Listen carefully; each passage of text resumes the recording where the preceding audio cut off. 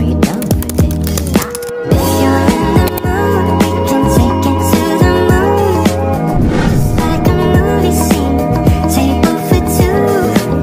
No need to be fair, I want you. Assalamualaikum warahmatullahi wabarakatuh. Kami dari kelompok 6 akan mempresentasikan mengenai teori perkembangan moral Kohlberg dengan anggota Iva Latifa, nomor induk mahasiswa 002, Devina Arkana dengan nomor induk mahasiswa 040, dan saya sendiri Ula Zainatul Hikmah dengan nomor induk mahasiswa 042. Baik, di sini saya akan menjelaskan mengenai tahap perkembangan moral konvensional, yaitu dibagi menjadi 4. Yang pertama adalah fokus pada kepatuhan terhadap aturan dan harapan sosial. Nah, di sini anak itu diharapkan itu bisa melaksanakan suatu aturan-aturan yang ada, seperti contohnya dikenalkan mengenai aturan lalu lintas, aturan kesopanan, moral, ataupun aturan-aturan yang ada di masyarakat sekitar.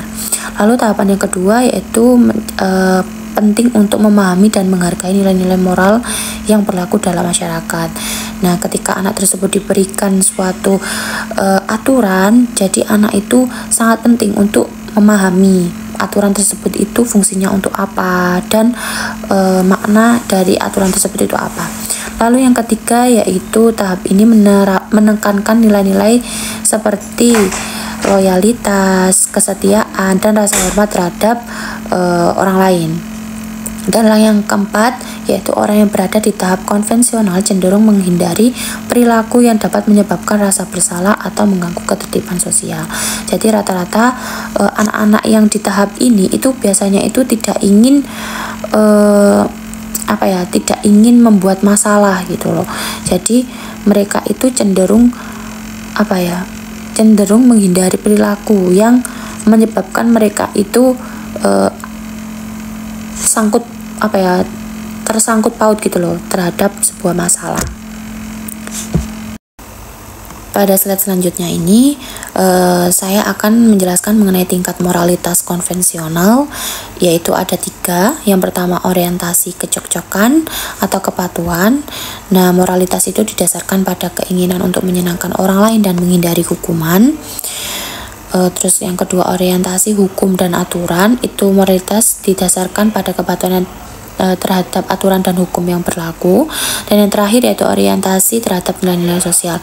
Moralitas didasarkan pada norma-norma sosial dan nilai-nilai yang dianut oleh masyarakat. Jadi pada tingkatan moralitas di tahap konvensional ini itu ada 3. Yang pertama kepatuhan, terus kemudian hukum yang berlaku, dan yang ketiga nilai-nilai yang ada pada sosial atau masyarakat sekitar mereka. Baik, tahap selanjutnya di sini adalah orientasi kecocokan atau kepatuhan. Jadi di tahap perkembangan moral teori Kohlberg masa konvensional ini dibagi menjadi 2 poin utama, yaitu bagaimana anak itu mencocokkan diri terhadap kepatuhan dan juga menaati aturan dan hukum yang berlaku. Nah, orientasi kecocokan atau kepatuhan maksudnya di sini adalah pada anak usia remaja awal hingga remaja akhir ini mereka berusaha mencari jati dirinya, berusaha mencocokkan dirinya agar mereka itu patuh, namun dengan dasar mereka tidak ingin mendapat hukuman. Nah, akan kita bahas di sini terdapat 3 poin utama pada bagian orientasi kecocokan atau kepatuhan. Yang pertama yakni kepatuhan terhadap aturan. Mereka memahami bahwa melanggar aturan akan mengakibatkan hukuman. Nah, jadi pada tahap masa konvensional ini anak cenderung patuh terhadap aturan, namun patuhnya ini bukan karena mereka sadar, tapi patuhnya ini didasari atas asumsi bahwa jika mereka melanggar, mereka akan dihukum. Jadi supaya mereka tidak mendapatkan hukuman, mereka harus patuh terhadap aturan. Nah, prinsip kesadaran moral di sini masih di tahap seperti itu. Jadi bukan karena mereka itu taat atas kesadaran, atas sebuah tanggung jawab, tapi taatnya mereka kepada aturan itu karena mereka takut dihukum. Jadi masih pada poin mereka itu takut, gitu itu. Kemudian yang kedua, meroleh persetujuan. Mereka ingin menyenangkan orang dewasa dan mendapatkan pujian. Nah, jadi di tahap ini seorang anak akan berlomba-lomba untuk mendapatkan pujian, terutama dari orang dewasa. Mereka ingin terlihat bahwa mereka ini adalah kasarannya anak beneh, anak baik yang selalu taat kepada aturan. Nah, jadi ketika di depan orang dewasa, ketika di depan guru, mereka akan berusaha untuk menjadi anak yang baik. Kemudian poin yang ketiga yakni etika egosentris. Mereka cenderung fokus pada kepentingan pribadi dan menghindari hukuman. Jadi di tahap ini anak akan cenderung untuk mementingkan dirinya sendiri, cenderung bagaimana supaya diri mereka itu tidak mendapatkan hukuman, seperti itu. Nah, yang selanjutnya yakni orientasi hukum dan aturan. Nah, di tahap konvensional ini anak memiliki 3 orientasi mengenai hukum dan aturan. Yang pertama yakni kepatuhan terhadap hukum. Moralitas didasarkan pada kepatuhan terhadap hukum yang berlaku. Jadi pada usia ini anak cenderung untuk bagaimana caranya mereka itu taat terhadap hukum yang berlaku. Kemudian yang kedua, menjaga ketertiban sosial. Mereka memahami bahwa aturan dan hukum penting untuk menjaga stabilitas dan keamanan masyarakat. Jadi di masa remaja awal biasanya itu dimulai pada kelas 6 SD hingga akhir SMA, memang mereka sudah mulai memahami bahwa ketika kita hidup di masyarakat, ketika kita ingin menjaga ketentraman masyarakat, ya kita harus mematuhi aturan itu dan harus taat pada aturan yang berlaku. Yang ketiga yakni loyalitas terhadap otoritas. Mereka percaya bahwa aturan dan hukum yang berlaku itu merupakan otoritas yang sah. Jadi di tahap ini anak mulai diajari bagaimana mereka menjadi seseorang yang loyal, seseorang yang setia terhadap entah itu organisasi ataupun perkumpulan yang mereka ikuti. Nah, kemudian karakteristik tahap konvensional. Yang pertama, kepedulian terhadap hubungan interpersonal. Mereka fokus pada nilai-nilai seperti loyalitas, kesetiaan, dan rasa hormat terhadap orang lain. Nah, seperti yang saya katakan tadi bahwa remaja awal itu kan anak sudah mulai, kalau di sekolah kan dikenalkan dengan sebuah organisasi, OSIS, Pramuka, PMR, dan sejenisnya, Paskibra. Nah, di mana dalam organisasi itu anak diajari untuk bagaimana mereka peduli terhadap sesama, bagaimana mereka diajari untuk loyal, rasa loyalitas terhadap organisasinya. Jadi di sini mereka mulai belajar bahwa mereka ini adalah makhluk sosial. Mereka tidak bisa hidup sendiri, sehingga mereka harus memiliki rasa saling menghormati terhadap orang lain. Kemudian yang kedua, memahami peran sosial. Mereka menyadari bahwa setiap orang memiliki peran dan tanggung jawab dalam masyarakat. Nah, contohnya seperti dalam organisasi, ada ketua, wakil, sekretaris, dan bendahara. Jadi di sini mereka mulai memahami bahwa setiap orang itu memiliki tanggung jawab, memiliki peran. Yang tahap belajarnya yang paling dasar adalah ketika mereka ikut sebuah organisasi. Kemudian yang ketiga, menghindari rasa bersalah. Mereka menghindari perilaku yang dapat menyebabkan rasa bersalah atau rasa malu. Jadi di tahap ini anak akan berlomba-lomba untuk yaitu tadi taat pada aturan, menghindari sebuah kesalahan, dan bagaimana supaya diri mereka itu tidak dihukum, seperti itu. Jadi menghindarkan diri mereka sendiri dari sebuah hukuman. Nah, mungkin itu saja yang dapat saya sampaikan. Selanjutnya saya serahkan ke pemateri berikutnya. Selanjutnya adalah manfaat pemahaman tahap konvensional. Yang pertama, memahami motivasi perilaku, yaitu membantu dalam memahami mengapa orang berperilaku sesuai dengan aturan dan norma.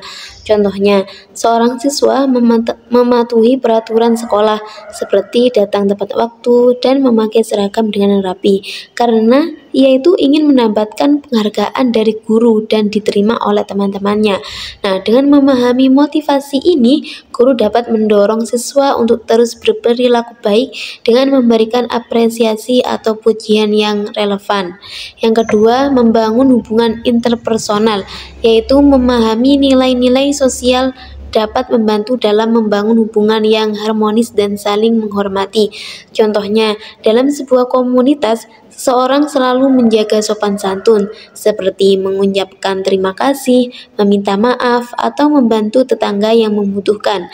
Nah, sikap ini itu menciptakan hubungan yang harmonis dengan orang-orang di sekitarnya, karena ia tuh merasa dihormati dan diperhatikan.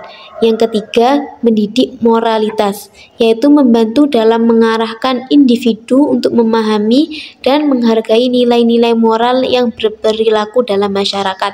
Contohnya, orang tua kita itu mengajarkan kepada anak-anak untuk selalu jujur, misalnya dengan mengembalikan barang yang bukan miliknya kepada pemiliknya. Nah, anak-anak memahami bahwa kejujuran adalah nilai moral yang amat sangat penting dalam kehidupan masyarakat dan mulai menerapkan sikap tersebut dalam keseharian mereka. Nah, ketiga contoh ini menunjukkan bagaimana pemahaman tahap konvensional dapat diterapkan dalam kehidupan sehari-hari untuk menciptakan masyarakat yang lebih baik dan berorientasi pada nilai-nilai moral. Selanjutnya yakni implikasi dalam kehidupan sehari-hari. Nah, yang pertama itu ada peran orang tua. Nah, peran orang tua itu dapat membantu anak-anak memahami dan menghargai nilai-nilai moral yang berlaku. Misalnya, melalui pembiasaan berperilaku baik di rumah seperti kejujuran, tanggung jawab, dan menghormati orang lain. Yang kedua ada pendidikan moral. Nah, pendidikan moral itu sekolah dapat berperan dalam mengembangkan moralitas siswa melalui program pendidikan moral seperti misal mengintegrasikan nilai-nilai moral ke dalam kurikulum pembelajaran. Yang ketiga yakni komunitas. Nah, komunitas itu terdapat masyarakat dapat berperan dalam menciptakan lingkungan yang mendukung perkembangan moral yang sehat. Nah, misalnya mengadakan kegiatan sosial yang melibatkan anak-anak dan remaja seperti bakti sosial atau kampanye kebersihan lingkungan. Mungkin itu saja yang dapat kelompok kami sampaikan. Kurang lebihnya kami mohon maaf. Wassalamualaikum warahmatullahi wabarakatuh.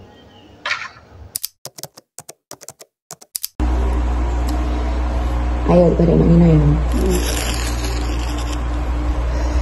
Apa yang akan kamu lakukan jika kamu menemukan uang di jalan? Apakah kamu akan mengambilnya atau mengembalikannya kepada yang kehilangan? Mengembalikannya kepada yang kehilangan. Mengapa? Karena itu bukan hak kita. Bukan hak. Berarti kalau ada uang di jalan berarti nggak kamu ambil gitu. Tidak. Kalau bisa, Mbak Nina kasih tahu ya, kalau bisa sampean ambil nggak apa-apa, tapi ditaruh di kotak amal. Betul. Terus yang kedua, jika kamu melihat temanmu mencuri di toko atau di kelas, mencuri apapun itu, boiku permen, terus apapun lah, barang apapun, apakah kamu akan melaporkannya kepada guru? Yes. Terus mengapa? Karena dia mencuri. Nek saumpamane kalau saumpamane ada temenmu yang tidak melaporkan padahal temenmu itu tahu, terus kamu tahu temenmu, terus apa yang kamu lakukan? Menegurnya. Menegur. Habis menegur Laporkan ke guru. Betul, dilaporkan. Terus yang ketiga, bagaimana menurutmu jika ada seorang yang memotong antrian di sekolah? Kan biasanya kalau sekolah kan ada baris-baris toh, ya. Nah, itu ada sing nyerobot, nggak mau antri. Nah, apakah tindakan itu benar? Salah. Salah. Kenapa? Karena dia menyerobot. Menyerobot. Karena kan di negara kita itu kan namanya antri itu harus diutamakan ya. Meskipun dalam keadaan sesempit apapun itu ya tetap harus ngantri. Jika kamu diberi kesempatan untuk mengambil permen tambahan tanpa pengetahuan orang lain, apa yang akan kamu lakukan? Sama ini kilan duwe konco. Nah, sampean ku tuku nak ngene bule rum. Mari ngono bule rum iku mau masak nak mburi. Terus koncone sampean ku ngomong nak sampean ngene. Wis kil jipik permen iku kil ngono. Nggak mau. Kenapa? Karena mencuri. Karena mencuri. Mencuri itu perbuatan apa sih? Dosa atau enggak? Dosa. Meskipun orang yang punya nggak tahu, tapi Allah tahu. Bagaimana menurutmu tentang berbagi mainan dengan temanmu? Apakah penting untuk selalu berbagi? Ya. Mengapa? Karena berbagi itu perbuatan yang baik. Berbagi itu perbuatan yang baik. Nggak apa-apa sing get, tahu Mbak Nina biasa. Jika kamu diminta untuk berbohong demi menyelamatkan teman dari masalah, apa yang kamu lakukan? Contohnya gini, tak kayak contoh ya, sama mana koncone sampean niki mau mbujuki ibuke, padahal koncone sampean niki mau mari tiba. Tapi koncone sampean ku ngomong, "Ojo kondo yo, engko ibuku nangis, engko ibuku khawatir ngono." Dan menurut sampean iki mau apa? Gak apa boleh dilakukan apa tidak? Boleh. Boleh, kenapa? Karena dia lagi kesakitan. Lagi kesakitan, lebih tepatnya karena apa? Karena dia berbohong demi kebaikannya siapa? Temannya Temannya, biar ibunya tidak menangis. tidak menangis, tidak khawatir ya. Terus bagaimana menurutmu jika seseorang merusak barang milik orang lain, terus dia itu tidak mengakui, itu benar atau salah? Salah. Salah, kenapa? Karena dia merusak barangnya orang lain. Terus kemudian satu lagi kesalahan dia, habis merusak, terus kenapa dia? Karena dia tidak mau mengganti mainannya. Tidak mengakui, betul. Terus jika kamu mendapatkan hadiah lebih dari yang lain karena kamu lebih cepat mengerjakan tugas, apakah itu adil? Adil, kenapa? Karena kita yang selesai mengerjakan tugas. Ya nggak apa-apa, bilang aja nek adil. Soalnya kan gini, Kila kan bisa mengerjakan sendiri. Contoh, Kila sudah melakukan suatu hal, disuruh ibu ke pasar. Terus mari ngono ambek Mbak Oni, lah Mbak Oni cuma gak disuruh ibu, berarti kan yo Kila mendapatkan uang sesuai dengan tugas. Tuh. Terus lagi, apakah menurutmu penting untuk selalu mengatakan yang sebenarnya meskipun itu bisa membuat orang sedih? Kenapa? Karena kita tidak boleh berbohong. Tidak boleh berbohong. Tapi kalau menurut Mbak Nina, dikasih pesan ya sama Mbak Nina ya, nek saumpamane berbohong demi kebaikan kayak tadi, nggak apa-apa, Kila memendam sendiri. Tapi kalau emang Kila nggak kuat ya nggak apa-apa bilang sama kedua orang tua, soalnya Kila masih di bawah umur, jadi nggak boleh berbohong. Bener, nggak boleh berbohong, harus dikatakan semuanya ke orang tua. Terus yang terakhir, bagaimana perasaanmu jika kamu harus berbagi makanan dengan orang yang tidak suka? Apakah itu penting? Enggak. Kenapa? Karena kalau dia lagi kelaparan, kita kasih saja. Meskipun itu sing paling dibenci Kila, gelem Kila ngowe, gelem. Berarti Kila legowo atine. Iya, betul.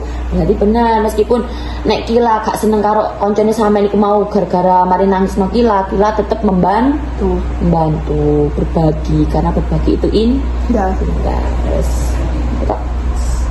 Terus ya, hari.